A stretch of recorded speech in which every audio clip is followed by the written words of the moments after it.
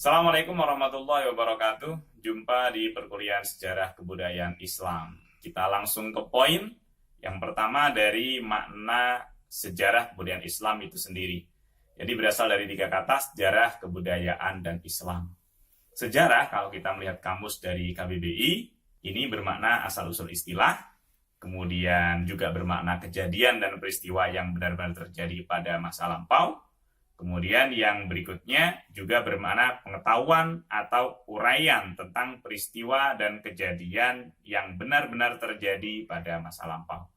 Dari sini, mudahnya sejarah itu dimaknai kejadian masa lampau. Kemudian yang kedua, makna dari kebudayaan.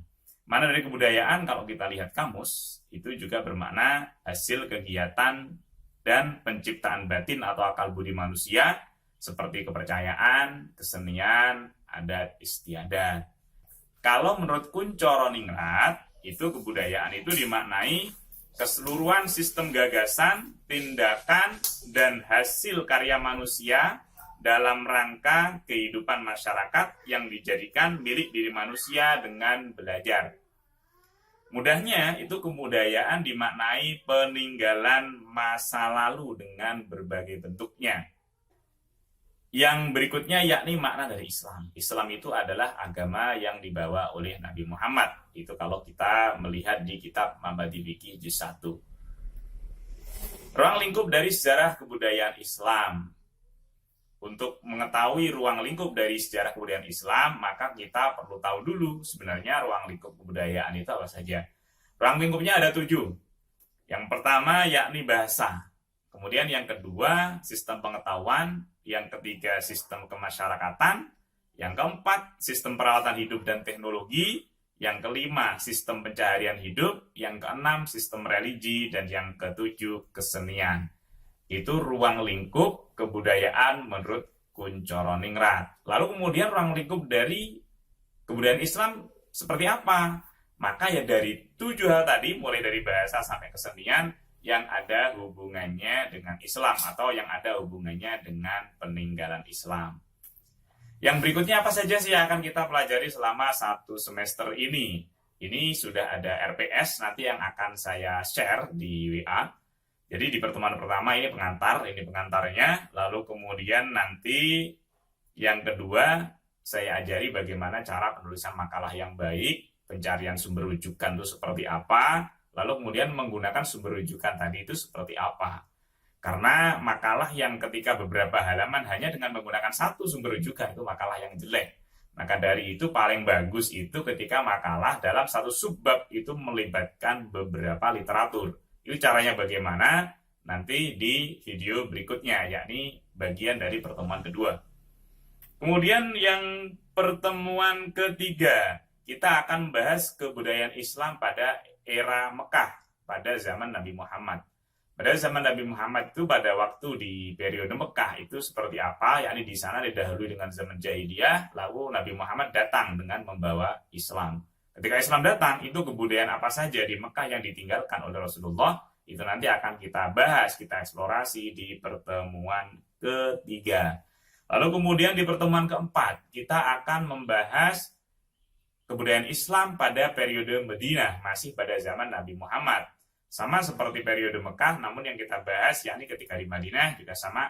Ketika di Madinah sebelum kedatangan Islam itu seperti apa, ketika Islam datang itu membawa kebudayaan apa, itu yang akan kita eksplorasi bersama. Lalu kemudian yang berikutnya pada masa Khalifah Abu Bakar As-Siddiq, itu kebudayaan Islam yang ada pada waktu itu seperti apa. Dan ketika Rasul meninggal, itu Islam seperti apa kondisinya, terjadi konflik apa, terjadi persoalan apa, itu kita eksplorasi. Lalu kemudian Khalifah Abu Bakar As-Siddiq pada waktu itu, beliau meninggalkan kebudayaan apa untuk mengatasi persoalan-persoalan tadi. Atau ada perkembangan apa Islam pada masa Khalifah Abu Bakar As-Siddiq.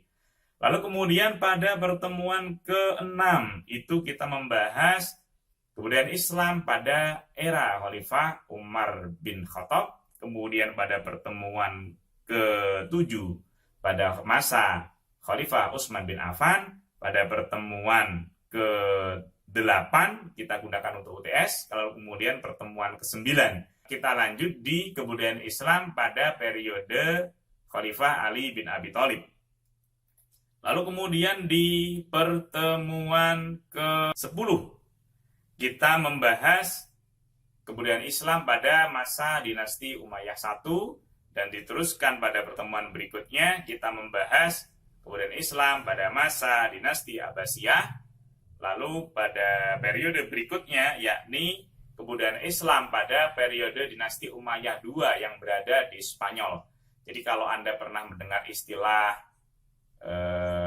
negeri 1001 malam, itu yakni pada masa peradaban dinasti Umayyah kedua, letaknya atau tepatnya itu berada di Spanyol. Pada waktu itu Islam memberikan banyak sumbangsih pada dunia barat ketika mengalami masa kejayaan di Eropa tadi. Lalu kemudian kita berlanjut ke kebudayaan Islam di Amerika Serikat. Jadi ketika Amerika itu belum kedatangan Islam, seperti apa budayanya dan kondisinya, nanti ketika Islam masuk, Islam memberikan sumbangsih kebudayaan apa di Amerika Serikat. Di sana tujuannya apa? Supaya kita memiliki wawasan luas tentang Islam. Jadi wawasan kita ini nggak hanya lokal. Jadi kalau kita tahu sebenarnya di Amerika itu seperti apa sih kebudayaannya pada waktu itu, dan Islam itu ketika masuk memberikan perubahan apa. Kan kita bisa ngelihat, kalau sekarang kita di Indonesia seperti apa Islamnya, ketika di Amerika seperti apa, itu kan sudah beda. Dan pada pertemuan berikutnya, kita membahas kebudayaan Islam yang ada di Inggris. Nah, ketika di Inggris, seperti apa akan kita kaji. Sebelum Islam datang, seperti apa. Ketika Islam masuk, itu kebudayaan apa saja yang masuk di Inggris. Sehingga cara berpikir kita ini tidak lokal, tapi internasional. Lalu kemudian pada pertemuan berikutnya, yakni pertemuan yang ke-15, kita membahas Islam di Indonesia, di tanah kelahiran kita sendiri. Di sini seperti apa sih kebudayaan Islam yang ada? Ketika sebelum Islam seperti apa orang-orang di Indonesia dengan pengaruh agama sebelumnya, misalkan agama Hindu, Buddha. Lalu kemudian ketika Islam masuk, ini kebudayaan apa saja yang ditinggalkan oleh Islam di Nusantara ini.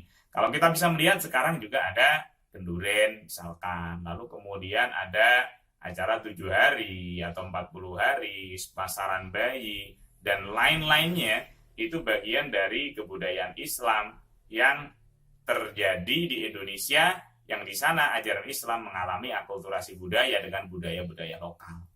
Itu yang akan kita bahas selama 1 semester nanti. Lalu pada berikutnya yakni tata aturan pembuatan makalah sudah ada di RPS, nanti akan saya share. Lalu kemudian yang terakhir yakni tentang penilaian. Penilaian di mata kuliah sejarah kebudayaan Islam ini ada 4. Jadi penilaian yang pertama yakni kehadiran. Mohon kehadirannya yang bagus supaya nilai Anda juga bagus. Kemudian yang kedua yakni nilai makalah atau presentasi. Nanti presentasinya disampaikan lewat YouTube seperti ini, nanti di grup BA Anda hanya sharing link. Dan untuk presentasi hanya 1 kali teman-teman, jadi nggak ada presentasi 2 kali. Kalau Anda nggak presentasi pada waktu yang telah ditentukan atau sesuai jadwal, maka Anda tidak ada kesempatan yang kedua, itu artinya nilai Anda kosong untuk makalah. Kemudian yang ketiga yakni UTS, yang keempat UAS. Demikian pengantar pada kali ini, kita lanjutkan di diskusi di grup WA. Terima kasih. Wassalamualaikum warahmatullahi wabarakatuh.